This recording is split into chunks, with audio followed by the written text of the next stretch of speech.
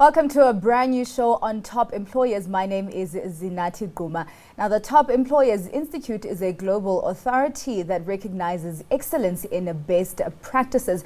Now, the Top Employers Institute has certified more than 1,600 organizations in 120 countries and regions globally. These certified top employers impact the lives of more than 7 million people. Now, joining me is one of those top employers. We have Jasmine Pillay, the HR Director for Microsoft South Africa, and Michelle Chetty, the HR Director of Unilever. Welcome, ladies, and thank you very, very much for joining me. Now, I just want to start with you, Jasmine. I mean, you have been, or Microsoft has been named as the top employer in South Africa, and it's quite interesting to me that a technology company would be named a top employer. Specifically going to the fact that, we've been hearing people saying that technology is going to replace people and jobs. What is it about Microsoft that makes the company attract people and also retain them? Hello, Zinathi, and thank you for having me. I just want to firstly say we're deeply humbled to be recognized as top employer again in South Africa, and thank you to the Institute. This is something that we reflect on continuously as a leadership team in South Africa, and our intent is really about creating an exceptional exceptional place to work, which is actually one of our people priorities. And for us, this means creating an environment where we can be ourselves, where you can find purpose and meaning and fulfillment. It is actually quite powerful and empowering to be part of something bigger than ourselves. And it's also, about feeling safe to try new things and not being fearful. And we really try very hard to encourage our people to be brave and to be bold. And we know that sometimes things won't go according to plan, but it's okay. It's okay to experiment and to learn from experiences. And we really do try to be learning and curious. And this comes from having the psychological safety to do so. There's several hundred of us at Microsoft South Africa, and we are all so different, but we're united through our mission of empowerment and this culture of growth mindset, which boils down to our how. So there's no perfect or flawless organization, and we're bound to disagree with each other, and we will never not have awkward or uncomfortable conversations. But having an environment and a culture that can help us engage in a way that builds and does not break, and truly caring and truly having empathy is what we believe is our differentiator. This particular year has been such a challenge with the pandemic, and it's changed how we live and how we work and how we communicate. And like many companies, we're focusing on providing emotional and practical support, and we're so grateful to our leaders and our managers for putting our people first. There's absolutely nothing more important than our people, which is why our people-led culture is the clearest path we see to succeed in this new hybrid world of work. Moving on to you, Michelle. Now, Unilever, a very, very strong presence in universities across South Africa. I know Unilever was mentioned a lot in my strategic management class. Lots of graduates want to start their careers at Unilever. I also tried my luck, as I mentioned, off air. But I just want to know, how do you invest in your talent to make sure that you retain the talent that you have selected? Yeah, thank you, Zinathi. And once again, thank you to the Top Employers Institute. We've partnered with the Top Employers Institute over many years, continue to develop our people practices and collaborate with people like Jasmine at Microsoft. And, for us, we've always been known in some ways or forms as the university for many multinationals. And many of our talent have come through Unilever and then gone on to some really awesome careers in other organizations, NGOs, and even government. So we're really proud of that because we are a development space. We are a space where people can have experiences and bring their purpose, grow and move their careers in a profound way. And we start from the onset. So youth development is really, really important to us. For many years, we ran a graduate program and still do. We call it our Unilever Future Leaders Program. But over the last 3 years, we decided we need to make an even bigger impact. So we started a program called Level Up. where given the crisis that we have on our hands with youth unemployment, we wanted to make an impact and say, how do we impart skills to our youth to get them more ready for the workplace and for the future of work? And actually, this started as an experiment with the HR team, just giving their time and volunteering time. And it extended to, in one sweep, 100 managers signing up to volunteer their time to impart skills, mentoring, and so forth. And more recently, we've gone digital with it. We were propelled into that with COVID, partnered with the likes of Microsoft, in fact. And we are now making this platform available to all youth across the continent to engage with us, learn new skills, be mentored, and even sign up for job opportunities, not only in our ecosystem as Unilever, but with partners that we are collaborating with to really help youth become more viable in the economic ecosystem. And I mean, Unilever has been named the #1 employer in Africa, and this has a ranking in about 6 countries.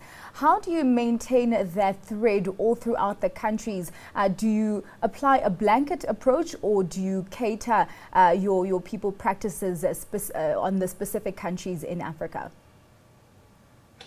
Yeah, look, Zinati, we are always striving to be on the global platform and accelerate our standards to really what is future fit, but also relevant to our employees. And as Jasmine says, a lot of what we do is listening to our employees, listening to what they value, but also seeing what the sharpness of the trends are in terms of people practices. And the Top Employer Institute certainly helps us with that. So every year we are on our toes, every year we are improving our practices and making sure it's relevant. Now, of course, each market is not the same. So we do take local nuances, into account. But I can tell you, generally, the Top Employers Institute and the practices that they assess us against should be what every organization strives for. It is indeed what every employee is looking for, because they are the fundamentals of really making sure that a workplace can thrive by prioritizing their people. Jasmine, Microsoft, we know, is a big global company with offices, obviously, all over the world, in Africa, South Africa. And I just want to know, in terms of your people practices, how do you cater those to the African market, and specifically the South African market? We're 151,000, give or take, across multiple countries around the world. And, again, how do you unite that amount of people spread over such a wide geography? And again, it goes back to our culture, which is something that we reflect on at a global level, at a regional level, and at a country level. And I have to go back to this because it's the bedrock of everything we do, whether you're sitting in Seattle or South Africa or Kenya. And in practical terms, it becomes the tires on a car or the power cable to a device.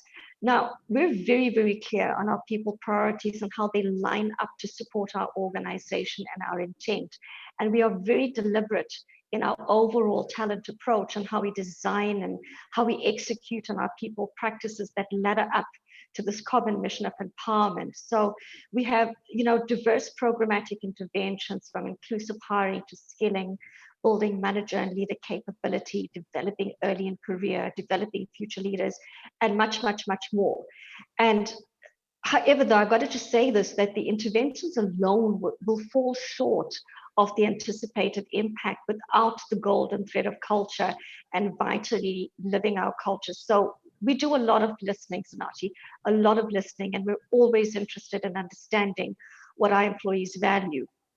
And what we see that comes out above everything else is the experience that they have, and being part of Microsoft, the culture, their colleagues, the environment, and specifically the impact that they have in their roles, and also the collective impact that Microsoft has on the world, which they describe as best. So what they value is not just the tangible benefits, but the intangible benefits. So as we describe it here, the benefit of our benefits, it's the pride they feel when they see a feature that they've created in an application that millions of people use, or the pride of working for a company that takes sustainability seriously, not just in South Africa or Africa, but globally. it also goes beyond, just having great well-being offerings, but the support that we give that enables personal and family care. And it also goes beyond just the job. It's the growth opportunities professionally and personally. And similarly, it's not just our inclusive leave options, but the flexibility for personal life.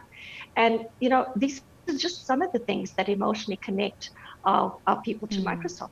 From the both of you, what is the key building block for your model workplace? Starting with you, Jasmine. Yeah, it's a great question. And, we've again thought about this holistically as an organization, because whilst I happen to be in South Africa leading the people practice for Microsoft South Africa, we can't stop thinking we're just Microsoft South Africa. We're Microsoft as a region, we're Microsoft as a globe. We also fit into a community in South Africa, and we partner with the likes of organizations like Unilever, as Michelle has just said. So we certainly do look at how we can contribute to empowering our own mission and taking that forward. As an organization, if you sustain and you grow, you have just more opportunity to have impact beyond your organization.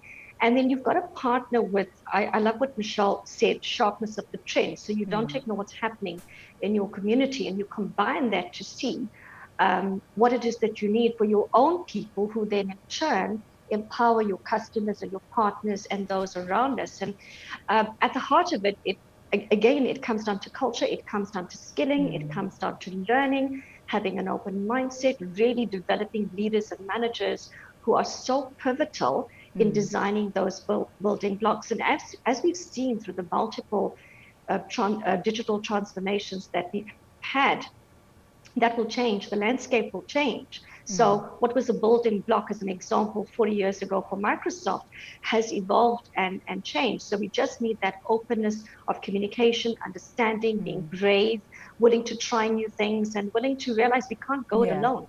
All right, thank you. You, Michelle, that key building block for your ideal workplace environment? Yeah, so I think, Zinati, we are reimagining a whole lot, and we are breaking down a lot of our own paradigms of what used to work. And COVID has taught us a lot, and during this pandemic, about how effectively people can work and want to work.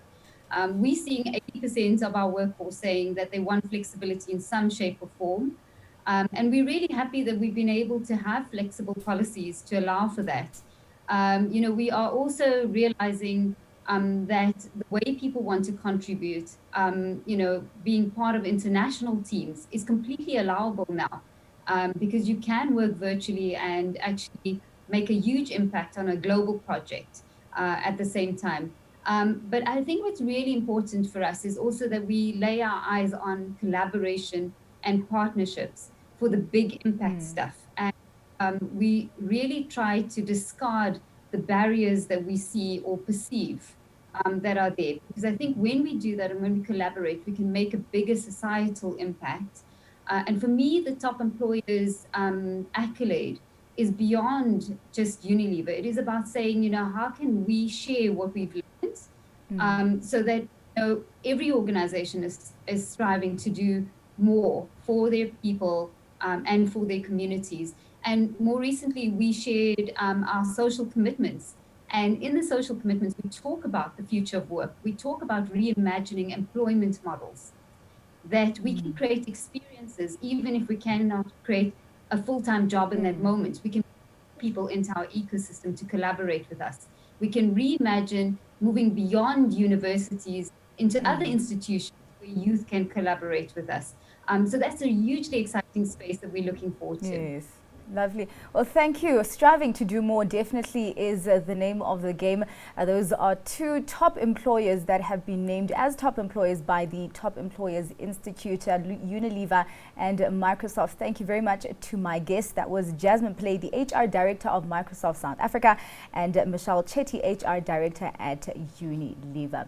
Thank you from me, Zinati Gquma. That's it for today. Till next time.